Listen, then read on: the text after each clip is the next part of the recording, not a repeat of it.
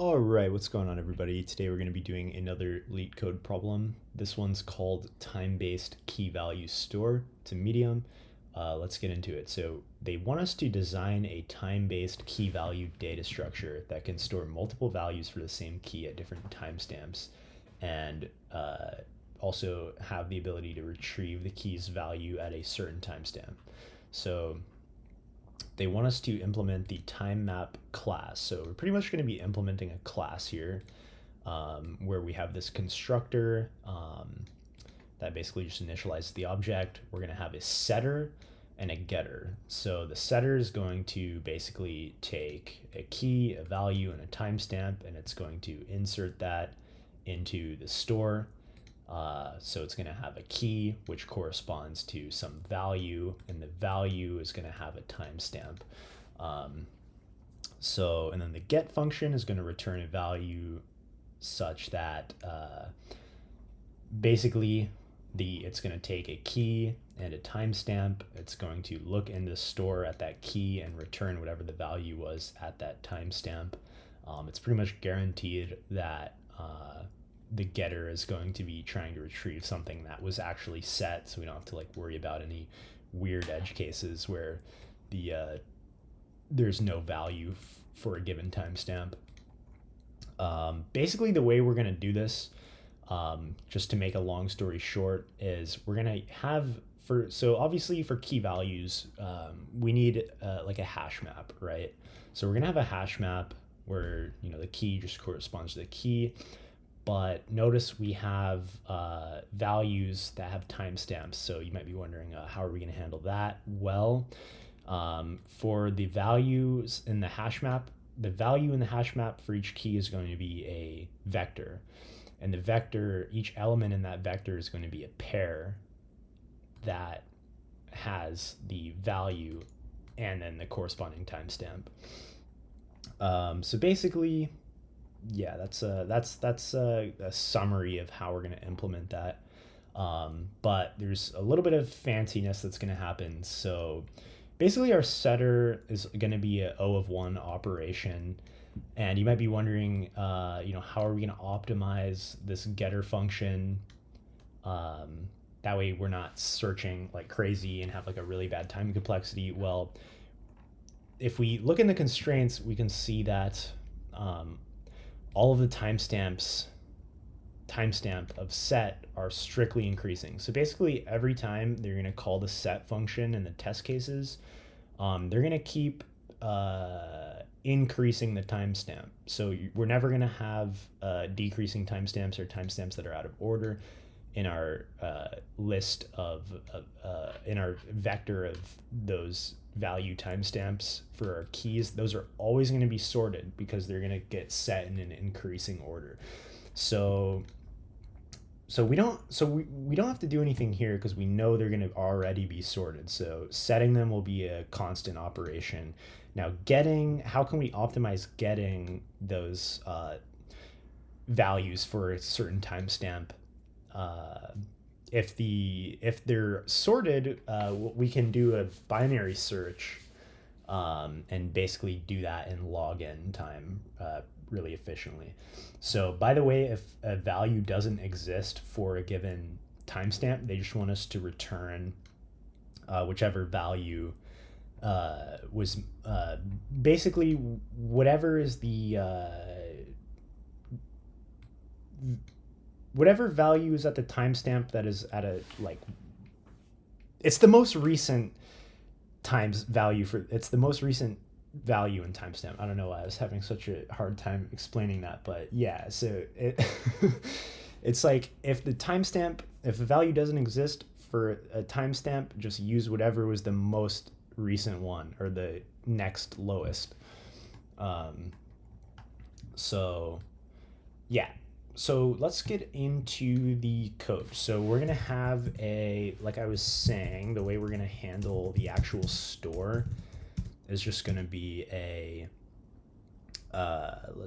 going to be a hash map. So in C++, we can declare that as an unordered map. And it's going to be, the key is going to be a string. And then the value for each key is going to be a vector of pairs, where the pair consists of a string and a integer for the timestamp. And we'll call this store. So that's going to be a private data member, and then we'll be able to access that in our public functions here. So we actually don't need to do anything in our constructor. So I'm just going to leave that empty. Our setter function, let's just go ahead and get that out of the way. So this will be pretty straightforward. We're just going to want to have a new pair for the value timestamp that's getting inserted for a certain key. So again, the pair is just going to be the same as we declared for our store. So it's going to have a string and then an integer for the timestamp. I'll just call it P, and or maybe new pair to be slightly more descriptive. So new pair, and the string there will be the value, and then the integer will be the timestamp. And we're just going to want to insert that into the map at the given key. So we can just look up in our store that key. We're going to hash into the store at that key, and then we're going to push back the new pair for that key. And remember, those are always going to be in all of the timestamps and values basically are going to be set in an increasing manner. So this is automatically going to have all the timestamps sorted in an increasing order. So with that in mind, we can implement a binary search here to give us O of log n time, where n is the number of values for a given key. So let's go ahead and implement that. So we are going to want to have a left pointer, and first actually let's go ahead and get those values to make the code a little bit easier to read.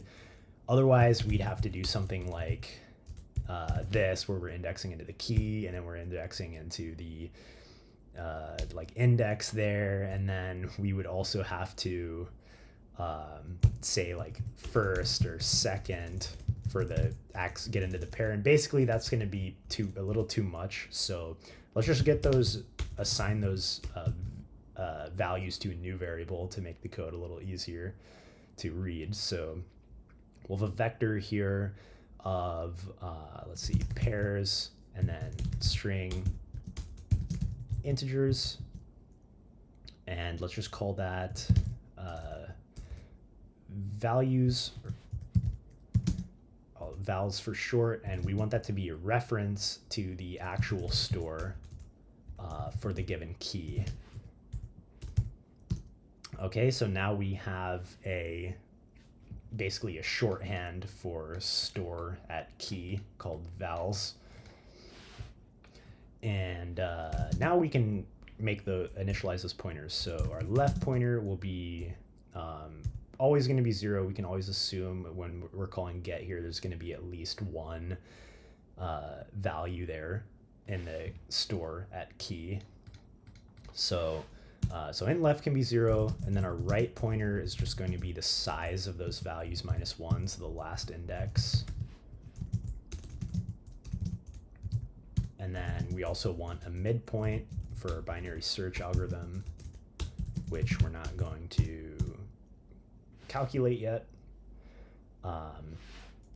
So we're just going to loop while the right pointer is greater than or equal to the left pointer, so all the pointers are not overlapping. The first thing we're going to do is calculate the midpoint, so it's just the average of those two pointers. And we can actually check first if we've actually found our timestamp. So to see if we found it, and I'm so used to doing nums there for these problems, but this is going to be, let's see, vals at the midpoint, so basically the index of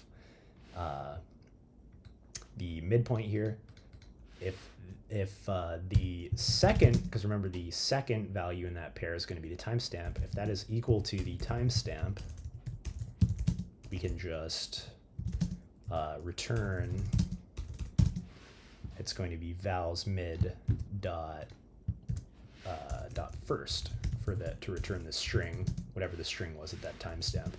So that's if we found it. Now we need some code to update the pointers otherwise to keep searching. So we can basically check if the timestamp for this value is less than or equal to the timestamp we're searching for. So basically, if the timestamp we're searching for is greater than the value at the midpoint, then we want to search in the top half of the array. So to do that, we'll just take our bottom pointer and bump it up to the midpoint +1. And we can also try and set our answer, because we are looking for, and I'm gonna need a string for the result here. So we're looking for, remember, if the timestamp doesn't exist, we need to return the next lowest timestamp. So basically, if we're searching in the top half of the array here, and we haven't necessarily found the timestamp, well, we know the timestamp of the element we're looking at is going to be less than the desired timestamp. So let's just go ahead and set the result string to be that timestamp, since we know that it's less than the one that was requested.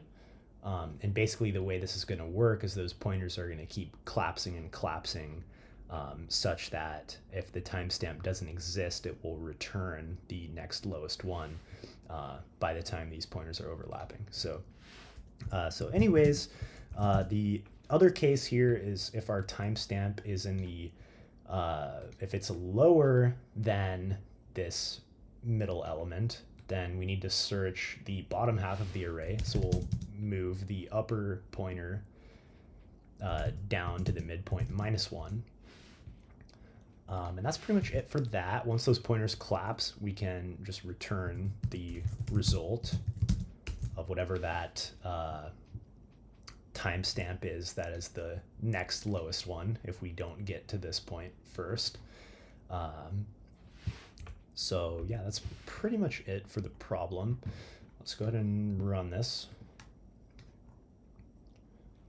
Let's see, okay, yeah, that doesn't make any sense. So what I meant to do here was do this. I want to set the string at that timestamp to the result, and then we return it at the end. So that's going to give us a log_n runtime for the get function. So let's run this, accepted. I'll submit it just so we can see those percentages. And looks like we beat 54% with runtime and 46% with memory. So a pretty good solution. I don't think you can really do any better in terms of time complexity for this problem. Again, the setter is going to be a constant time, because these are always, remember, this only works because the values that are being set are going to have increasing timestamps only. So that's like really important for this problem. You'd have to totally rethink this if these weren't just like automatically sorted. So yeah, anyways, yeah, thanks for checking out the video, and see y'all. Peace.